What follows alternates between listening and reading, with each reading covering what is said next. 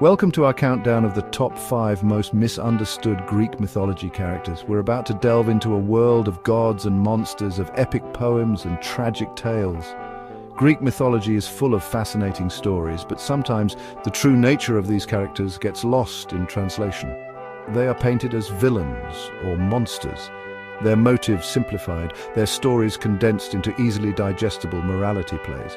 But the truth, as always, is far more complex, far more human, even when it deals with beings who are anything but.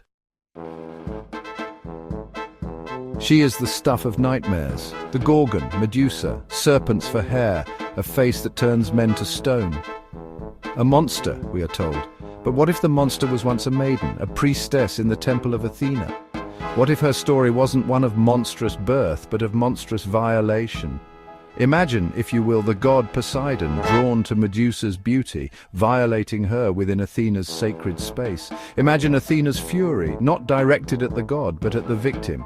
And imagine the transformation, the beautiful becoming grotesque, a curse, but also a shield, a weapon. Medusa, the monster, was never given a choice. Her story is a tragedy, a reminder that even in the realm of the gods there are victims, and there are those who are punished for the sins of others. We picture him cloaked in shadows, a skeletal hand gripping a two-pronged spear. Hades, king of the underworld. The very word sends shivers down our spines, conjuring up images of fire and brimstone. But the Greeks, they understood death differently. Hades was not the devil, not a torturer of souls. He was the keeper of the dead, yes, but also the god of wealth, of the riches that lay beneath the earth. He ruled his kingdom with a cold, impartial hand. No favoritism, no malice. He was feared, yes, but also respected, for death, like taxes, comes for us all. And Hades, in his own way, was a force of nature, inevitable, unchanging, and ultimately fair. Hera, queen of the gods, wife to Zeus, often portrayed as jealous, vengeful, a woman scorned. And yes, she raged against her husband's endless affairs, his demigod children scattered like seeds in the wind. But was it simply jealousy that fueled her anger? Imagine being bound in a loveless marriage to the most powerful being in existence. Imagine being the goddess of marriage, of family, and watching your own family crumble under the weight of your husband's infidelity. Hera's story is not one of petty jealousy, but of a queen trying to hold her crumbling kingdom together. She was a woman of immense power, forced to endure the endless transgressions of her husband. And if her wrath was terrible, well, perhaps it was simply a reflection of the storm within her own heart. Pandora.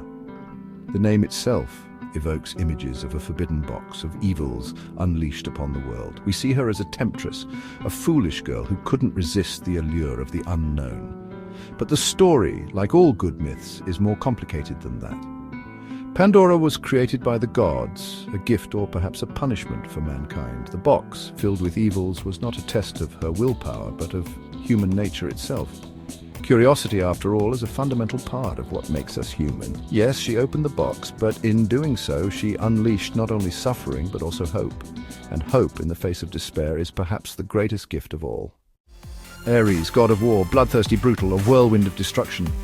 He is often depicted as the unthinking violence, the unbridled rage of the battlefield. But even war, with all its horrors, has its own logic, its own grim necessity. Ares embodied the duality of war. He was the carnage and the chaos, yes, but also the strategy, the cunning, the cold calculation that underpinned every battle. He was a god of both destruction and creation, for every end is also a beginning. To understand Ares, we must understand that war is not simply about bloodlust. It is about power, about territory, about survival. And in the brutal calculus of the ancient world, Ares was a necessary evil, a god for a world that often knew no other language. Thanks for joining us on this journey through Greek mythology. We've only scratched the surface of these complex and fascinating characters. Remember, there's always more to the story than meets the eye. The ancient myths are like wells, deep and echoing, filled with forgotten truths and half-remembered dreams. They challenge us to look beyond the surface, to question our assumptions, and to discover the humanity that lies at the heart of even the most monstrous tales. Don't forget to like, share, and subscribe for more fascinating insights into mythology and history.